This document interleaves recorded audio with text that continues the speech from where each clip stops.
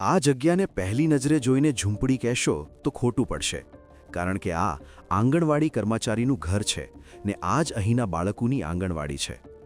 આ છે નસવાડી તાલુકાનું કાંધા ગામ, જ્યાં 1.5 વર્ષથી આંગણવાડીનું મકાન નથી બની રહ્યું ને અહીંના આદિવાસી બાળકો આ ઝૂંપડીમાં જ પોતાના શિક્ષણનું પહેલું પગથિયું માંડી રહ્યા છે. આ મકાન કાચું ઝૂંપડું છે, જેની છત સડેલા લાકડાની બનેલી છે, જેના પર તાડપત્રી ઢાંકવામાં આવેલી છે. આ સડેલા લાકડા ગમે ત્યારે ધરાશાયી થઈ શકે છે.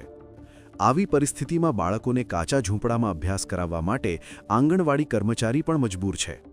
નસવાડી તાલુકો અતિ પછાત તાલુકો છે, જેના કારણે સરકારની કરોડો રૂપિયાની ગ્રાન્ટનું અધિકારીઓ જ્યારે આયોજન કરે છે ત્યારે તાલુકાની સ્થિતિનું ધ્યાન રાખતા નથી.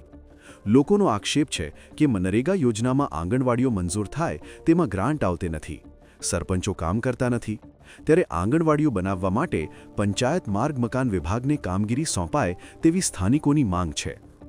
આટલું જ નહીં, આંગણવાડીનું મકાન નહીં હોવાથી મમતા દિવસ પણ પતરાના શેડ નીચે ઉજવવામાં આવે છે. દર બુધવારે મમતા દિવસની ઉજવણી કરવા આરોગ્ય કર્મચારી પતરાના શેડ નીચે બેસીને બાળકો, સગર્ભા અને ધાત્રી બહેનોના આરોગ્યની ચકાસણી કરે છે. ગામના લોકોની માંગ છે કે મકાનનું અધૂરું કામ જલ્દી પૂર્ણ થાય તો બાળકો અને આરોગ્ય કર્મીઓ આંગણવાડીના મકાનમાં બેસી શકે.